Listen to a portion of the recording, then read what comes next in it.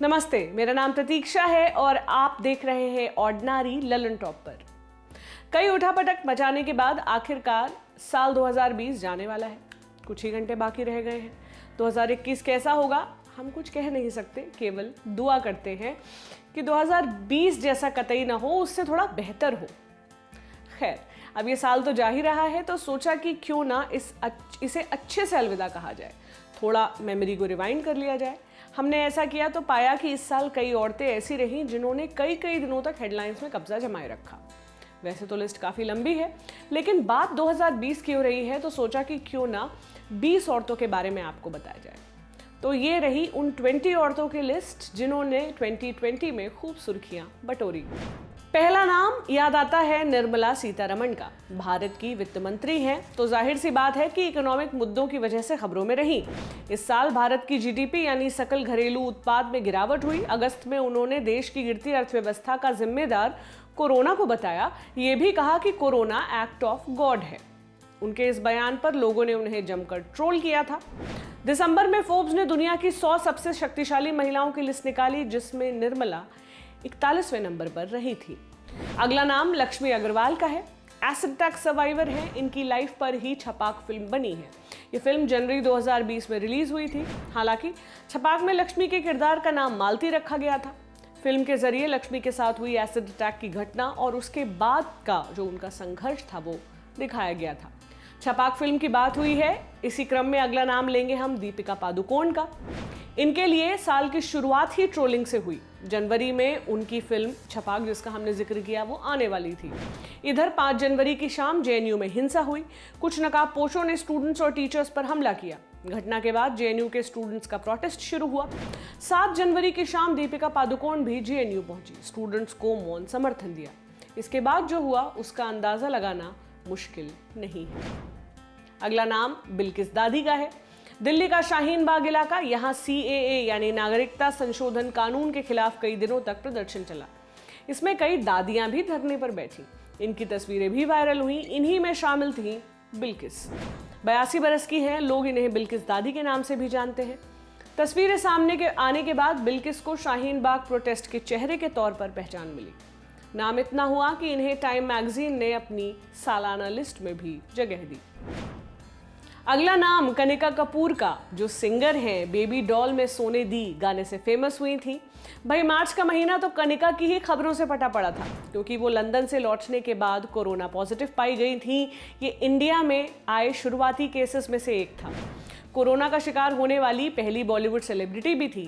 कनिका का करीब 6 से 8 बार कोरोना टेस्ट हुआ। हर टेस्ट पर ब्रेकिंग न्यूज बनी।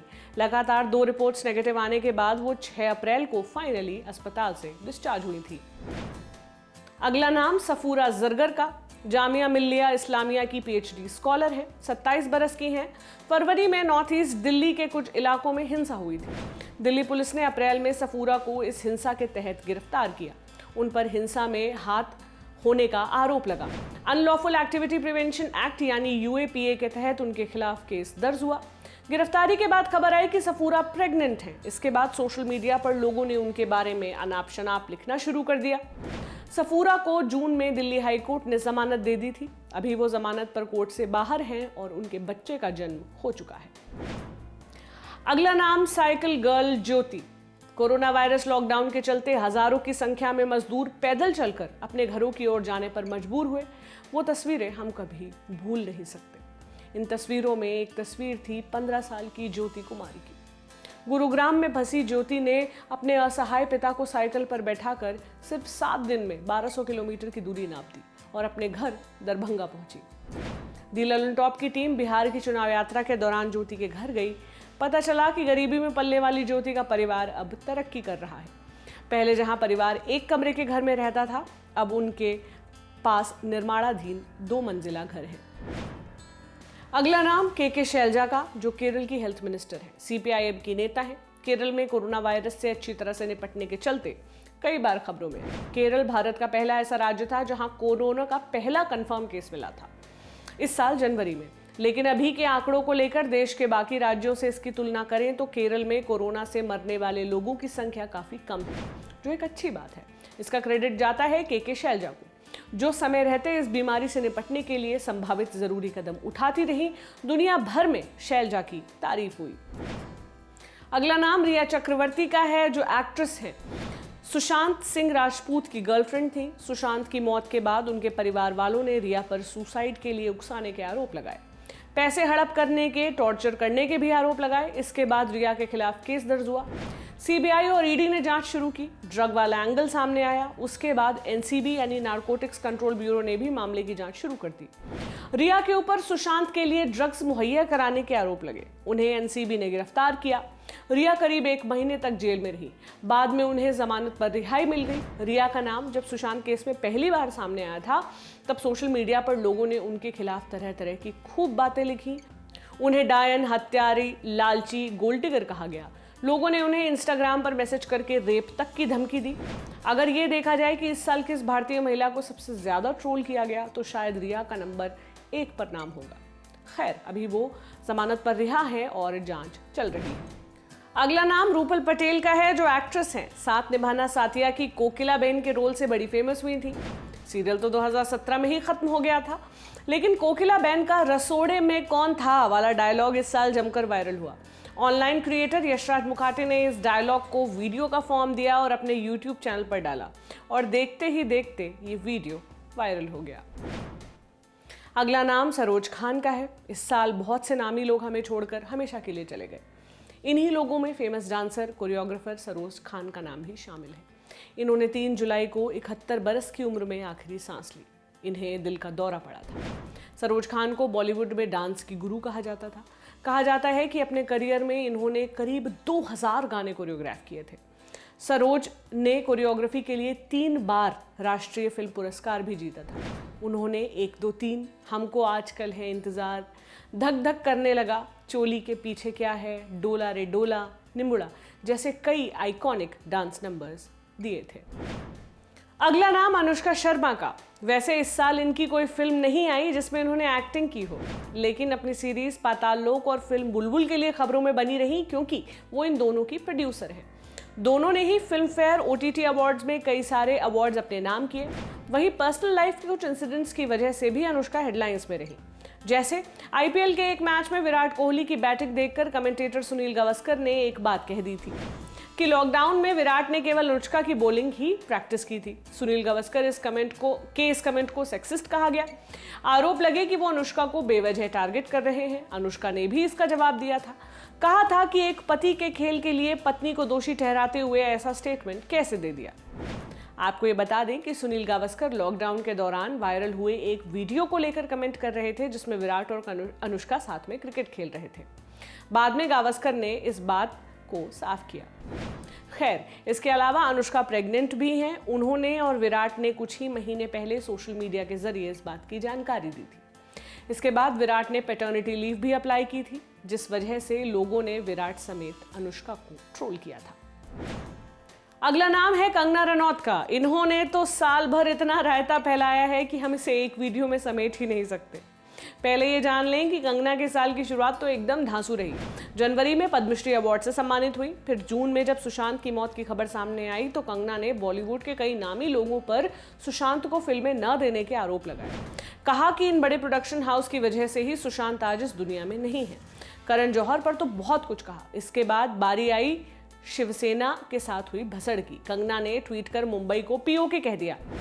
शिवसेना ने विरोध किया। ट्विटर पर वॉर शुरू हो गया। कंगना ने केंद्र सरकार से सुरक्षा मांगी तो उन्हें Y कैटेगरी की सुरक्षा भी दी गई। फिर BMC ने मुंबई में कंगना के दफ्तर पर JCB चलवा दी। ये कार्रवाई BMC ने कथित अवैध निर्माण का हवाला देकर की।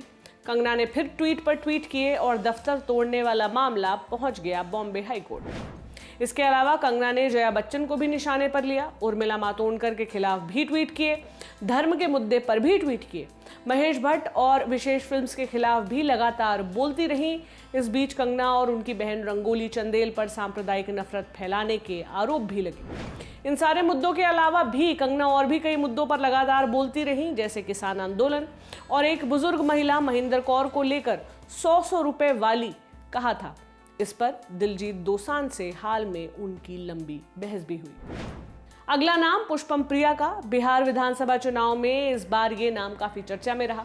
यूके से पढ़कर अपने घर लौटी पुष्पम ने अपनी पार्टी लॉन्च की, प्लूरल्स पार्टी। बिहार की राजनीति में बड़ा बदलाव लाने के मकसद से पार्टी की तरफ से सीएम के उम्मीदवार के तौर पर भी खड़ी हुई, 2 विधानसभा सीट से, लेकिन एक भी उन्हें नहीं मिली। इसके अलावा उनकी पार्टी का कोई भी उम्मीदवार कोई कमाल नहीं कर पाया। चुनाव नतीजों के बाद पुष्पम ने कहा था कि ईवीएम हैक कर ली गई थी और बीजेपी ने प्लूरल्स पार्टी के वोट अपने नाम कर लिए। खैर, हम बढ़ते हैं अगले नाम पे, जो है आईपीएस लिपि सिंह का। लिपि सिंह 2016 बैच की आईपीएस अफसर हैं। इस साल अक्टूबर तक बिहार के मुंगेर जिले की एसपी थी, लेकिन बाद में चुनाव आयोग ने उन्हें इस पद से हटा दिया। दरअसल 26 अक्टूबर को मुंगेर में दुर्गा विसर्जन के दौरान बवाल हो गया था। गोलीबारी हुई जिसमें एक लड़के की मौत हो गई, कई लोग घायल हुए थे। लोगों ने आरोप लगाया कि पुलिस की गोली चली, इस वजह से लड़के की मौत हुई। लोगों ने लिपि सिंह को जनरल डायर तक कह डाला। उनका जमकर विरोध हुआ। इसके बाद चुनाव आयोग ने उन्हें मुंगेर एसपी के पद से हटा दिया। अगला नाम तनुश्री पांडे का है, जो जर्नलिस्ट है, इंडिया टुडे ग्रुप के लिए काम करती हैं। इस साल सितंबर में हुए हाथरस कथित गैंगरेप और हत्या मामले के दौरान तनुश्री ने बहुत हिम्मत के साथ रिपोर्टिंग की। उन्होंने ही ये रिपोर्ट सामने लाई थी कि पुलिस ने पीड़िता के शव का जबरन रात में अंतिम संस्कार कर दिया, वो भी परिवार वालों की मर्जी के बिना। तनुश्री रात भर पीड़ित परिवार के गांव में मौजूद रही। वहां मौजूद पुलिस वालों ने कड़े सवाल भी पूछे। उनकी निडर रिपोर्टिंग की बदौलत पीड़ित परिवार का अंतिम संस्कार के मुद्दे पर पक्ष सामने आ सका।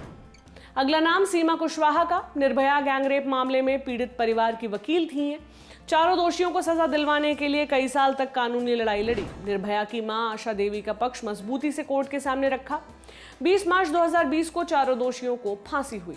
उस दौरान सीमा के काम की काफी तारीफ हुई थी। इसके बाद हाथरस कांड के बाद भी सीमा आगे आई और पीड़ित परिवार की वकील बनी।